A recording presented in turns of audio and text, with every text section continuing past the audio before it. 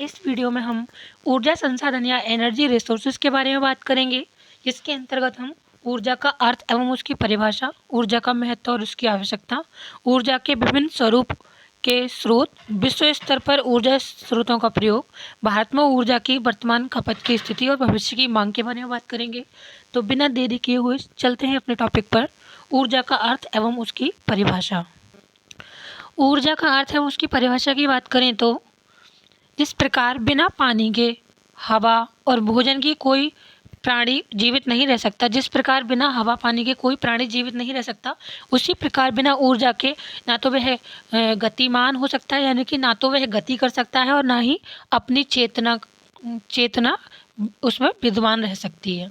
यह केवल ऊर्जा ही है जो वस्तुतः जड़ और चेतन में अंतर स्पष्ट करती है, यानी कि जो हमारी सेंस ऑर्गन है वो हमें ऊर्जा ही उसका ज्ञान कराती है। अगर हम ऊर्जा की परिभाषा की बात करें तो किसी तंत्र, संयंत्र या मशीन को चलाने के लिए उपयोग में लाई गई शक्ति को ऊर्जा कहते हैं। Energy is the capacity to perform work, या फिर energy is the power by any system, instrument और मशीन टू वर्क। यह डेफिनेशन स्पेशली प्राणी जीवन के संदर्भ में इस सीमा तक संबंधित है कि अनेक प्रकार के जीवन आधारित कार्यों में, यहाँ तक कि सांस लेने तक में भी एनर्जी का यूज होता है। एनर्जी जीवन के अस्तित्व को बनाए रखने तथा उसे परफॉर्म करने के लिए लगातार चलाते रहने के लिए आवश्यक है, लेकिन अपने जीवन के अतिरिक्त अन्य जितने भी कार्य जो संपन्न होते हैं या किए जाते हैं वे भी ऊर्जा से ही होते हैं। अतः ऊर्जा को इस प्रकार के भी परिभाषित करते हैं। अगर हम ऊर्जा के महत्व या उसकी आवश्यकताओं की बात करें तो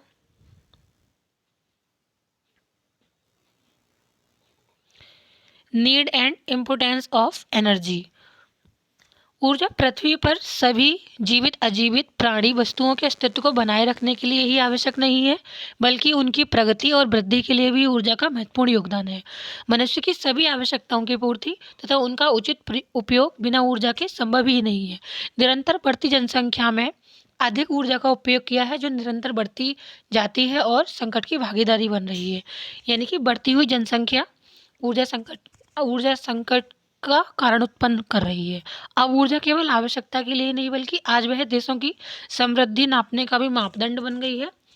यानी कि आजकल हम इस चीज़ से किसी देश का डेवलपमेंट मापते हैं कि वहाँ के पास कितने परमाणु हथियार हैं, कितनी मिसाइलें हैं। इस बेस पर हम किसी कंट्री के डेवलपमेंट को मेज़र करते हैं।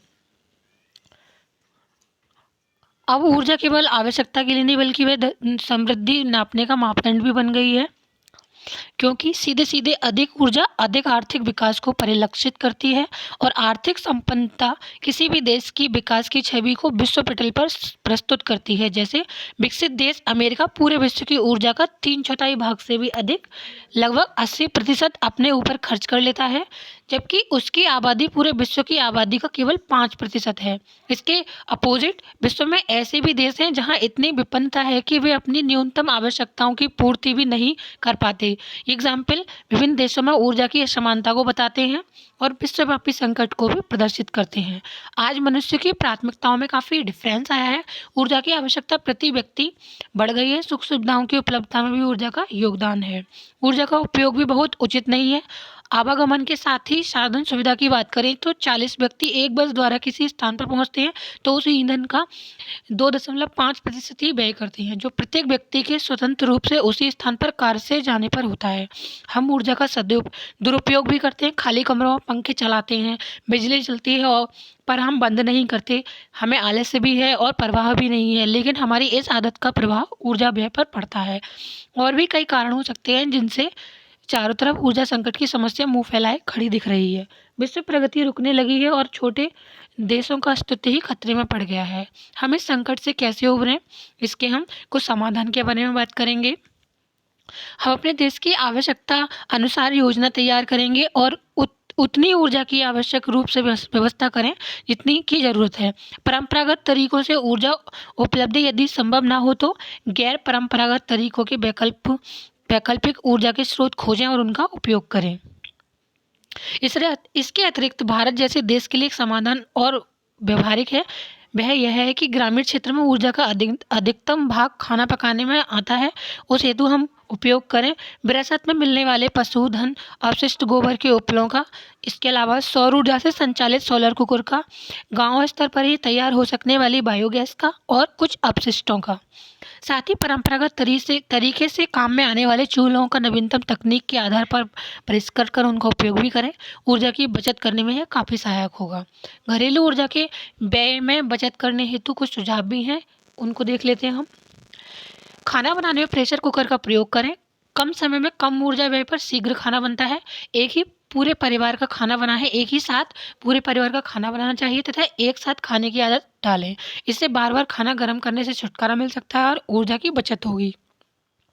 जो वस्तुएं जैसे दाल चावल अधिक देरी से गलती हों, उन्हें कुछ समय पूर्व भी भिगो दिया जाए, तब वो जल्दी पक जाएंगी और ऊर्जा की इससे बचत होगी। सामूहिक चूल्हे का रिवाज भी ईंधन बचत में काफ़ी सहायक है। इसके बाद हम डिफरेंट फॉर्म्स ऑफ एनर्जी या फिर ऊर्जा के विभिन्न स्वरूप की बात करें, जिसके अंतर्गत सौर ऊर्जा यानी कि सोलर एनर्जी, तापीय ऊर्जा यानी कि थर्मल और हीट एनर्जी, विद्युतीय ऊर्जा यानी कि इलेक्ट्रिक एनर्जी, चुंबकीय ऊर्जा यानी कि मैग्नेटिक एनर्जी, गतिज ऊर्जा यानी कि काइनेटिक एनर्जी, स्थितिज ऊर्जा यानी कि पोटेंशियल एनर्जी, आणविक ऊर्जा यानी कि न्यूक्लियर एनर्जी, रासायनिक ऊर्जा केमिकल एनर्जी एवं अन्य भी। इन प्रकार की ऊर्जा वेरियस फॉर्म में सौर ऊर्जा सूर्य से प्राप्त होती है। मॉलिक्यूलर एनर्जी या न्यूक्लियर एनर्जी ईंधन यूरेनियम 235 के विखंडनीकरण से बनती है। गतिज ऊर्जा तथा स्थितिज ऊर्जा क्रमशः किसी वस्तु की गति से और अपनी स्थिति के अनुसार प्राप्त होती हैं। से सभी ऊर्जाओं के रूप जैसे तापीय, विद्युतीय, चुंबकीय और रासायनिक परस्पर परिवर्तन से होते हैं, क्योंकि यह उल्लेखित है कि थर्मोडायनेमिक्स के प्रथम नियम के अनुसार ऊर्जा ना तो उत्पन्न की जा सकती है और ना ही इसे नष्ट किया जा सकता है, केवल उसका एक प्रकार से किसी दूसरे प्रकार में रूपांतरण हो सकता है। फॉर एग्जाम्पल वनस्पति पेड़ पौधों और सौर ऊर्जा को अपने में अवशोषित कर उसे रासायनिक ऊर्जा में परिवर्तित कर लेती हैं, जो उनके स्वयं की वृद्धि तथा आगे संचालन हेतु कार्य में आती है। पशु जो इस वनस्पति में संरचित रासायनिक ऊर्जा का उपयोग करते हैं, वे अपने आप को ठीक ठाक रखते हैं तथा शेष ऊर्जा को तापीय ऊर्जा तथा गतिज ऊर्जा में बदल देते हैं और आगे बढ़कर अन्य को गति प्रदान करते हैं। कंक्लूजन यह है कि जीवन की संपूर्ण संक्रिया ऊर्जा के कन्वर्जन या यूटिलिटी, स्टोरेज, ट्रांसफर पर बेस्ड है और यह क्रम ऊर्जा का चलता रहता है। इसके बाद हम ऊर्जा के स्रोत की बात करें तो ये 3 कैटेगरीज में डिवाइड किए गए हैं। प्रयोग के अनुसार, प्राप्ति के अनुसार, पुनः पूर्ति के प्रकार से। प्राप्ति के अनुसार की बात करें तो अकॉर्डिंग टू देयर यूज, जिसमें हम वाणिज्यिक ऊर्जा तथा गैर वाणिज्यिक non commercial energy and non commercial energy के बारे में देखते हैं। इसके अलावा प्राप्ति के अनुसार बात करें तो अकॉर्डिंग टू देयर सोर्सेज, जिसके अंतर्गत हम कन्वेंशनल सोर्सेज, परंपरागत सोर्स या फिर गैर परंपरागत सोर्स, नॉन कन्वेंशनल सोर्सेज। पुनः प्राप्ति की बात करें तो अकॉर्डिंग टू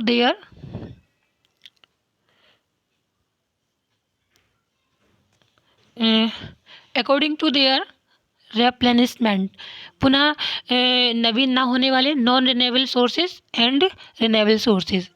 तो सबसे पहले हम प्रयोग के आधार पर वाणिज्य की बात कर लेते हैं। इसमें कोयला, तेल और प्राकृतिक गैसें, जल, विद्युत तथा आणविक ईंधन सम्मिलित किए गए हैं।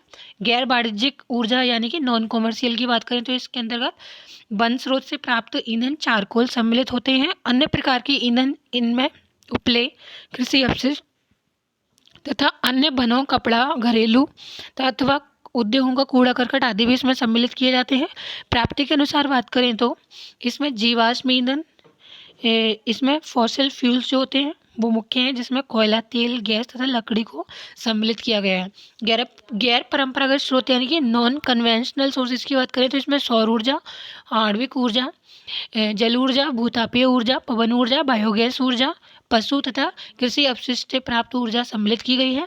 पुनः पूर्ति के प्रकार से बात करें तो इसमें नॉन रिन्यूएबल सोर्स के अंतर्गत इस श्रेणी में लगभग सभी परंपरागत स्रोतों से प्राप्त तेल, कोयला और गैस आते हैं। लकड़ी परंपरागत ईंधन स्रोत होते हुए भी इस प्रकार के स्रोतों में सम्मिलित नहीं की जाती, क्योंकि यह पुनः उत्पादन किए जा सकने वाले वस्तुओं की श्रेणी में आती है। पुनः नवीन हो सकने वाले यानी कि रिन्यूएबल रिसोर्सेज, इस विभाजन के अंतर्गत शेष सभी स्रोत जिनमें सौर ऊर्जा, आणविक ऊर्जा, विद्युत ऊर्जा, जल ऊर्जा, भूतापीय ऊर्जा एवं अन्य इसी प्रकार से उत्पादित हो सकने वाली ऊर्जा को शामिल किया गया है। इसके बाद हम विश्व स्तर पर ऊर्जा स्रोतों के उपयोग की बात करें तो use of energy sources eight world level, इसमें हम ऑयल और पेट्रोलियम प्रोडक्ट्स ऊर्जा स्रोतों में इनका सर्वाधिक योगदान है। समस्त पेट्रोलियम के भंडार का 2/3 भाग विश्व के मध्य पूर्व देशों में तथा शेष अमेरिका और रूस में प्राप्त है, लेकिन इनका व्यय इतनी तीव्रता से हो रहा है कि अगले 50 वर्षों में इनके समाप्त हो जाने के आसार दिख रहे हैं। इसके बाद कोयले या कोल की बात करें तो यह विश्व का दूसरे नंबर पर आने वाला ईंधन स्रोत है और विश्व के 30% ईंधन की मांग की पूर्ति कोयला ही करता है। विश्व के 70% भंडार रूस, अमेरिका और चीन में है। वे की मांग औसतन प्रति वर्ष 4% बढ़ जाती है। ऐसा अनुमान है कि अगले 500 वर्षों में यह समाप्त हो जाएगा। प्राकृतिक गैस या नेचुरल गैस की बात करें तो विश्व की 20% मांग की पूर्ति करती है यह। इनके जो प्राप्य हैं यानी कि जो यहाँ से पाए जाते हैं, जो यहाँ सबसे ज़्यादा पाया जाता है नेचुरल गैस, वो है रूस तथा अनेक छोटे बड़े देश। प्रदूषण कम करने के लक्ष्य की पूर्ति हेतु इसकी मांग व्यय लगभग प्रति वर्ष 5% बढ़ रहा है। प्रचुर मात्रा में उपलब्ध होने पर भी इसकी प्राप्ति 50 से 60 वर्षों तक ही आंकी जा रही है। इसके बाद न्यूक्लियर पावर या आणविक ऊर्जा की बात करें तो इसकी उपलब्धता और प्रकार के ईंधन के मुकाबले बहुत अधिक और बहुत समय तक होनी संभव है, पर इसकी प्राप्ति तकनीकी कारणों तथा संयंत्रों के भारी व्यय के भार को देखते हुए बहुत कठिन और सीमित है।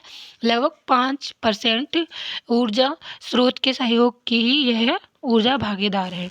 इसके बाद हम अदर अल्टरनेट सोर्सेज की बात करें तो विश्व की बढ़ती आबादी, यातायात के बढ़ते साधन, औद्योगिक उपयोग, कृषि कार्य एवं मनोरंजन के निरंतर बढ़ते उपयोग ने ऊर्जा की खपत को इतना बढ़ा दिया है कि उपरोक्त सभी परंपरागत तथा पुनः अपरिवर्तनीय स्रोत से सभी लोगों की मांग की पूर्ति करना संभव नहीं है। इस पर भी कुछ विकसित देश जैसे अमेरिका, फ्रांस, जर्मनी, यूके आदि तो सामान्य देश के उपयोग के मुकाबले कई गुना खपत औसत प्रति व्यक्ति करते हैं। इसके अलावा हम ऊर्जा के सोर्सेज को इस चार्ट के माध्यम से समझेंगे, जिसमें ऊर्जा को परंपरागत तथा गैर परंपरागत पार्ट्स में बांटा गया है। परंपरागत सोर्स के अंतर्गत हमने पुनः नवीन न होने सकने वाले, जिसमें कोयला, तेल को रखा गया है। इसके अलावा पुनः नवीन हो सकने वाले लकड़ी, चारकोल को रखा गया है। गैर परंपरागत को भी फिर से बांटा गया है, जिसमें हमने इसको जल शक्ति तथा पुनः नवीन हो सकने वालों को रखा है। तो ये था आपका आज का वीडियो लेक्चर, जिसमें हमने सौर संसाधन या फिर ऊर्जा संसाधन के बारे में जाना। आई होप कि आपको ये वीडियो पसंद आया होगा। वीडियो अच्छा लगा हो तो वीडियो को लाइक एंड शेयर, चैनल को सब्सक्राइब करना बिल्कुल नहीं भूलिएगा। मिलते हैं नेक्स्ट वीडियो में नेक्स्ट टॉपिक के साथ। तब तक के लिए नमस्कार।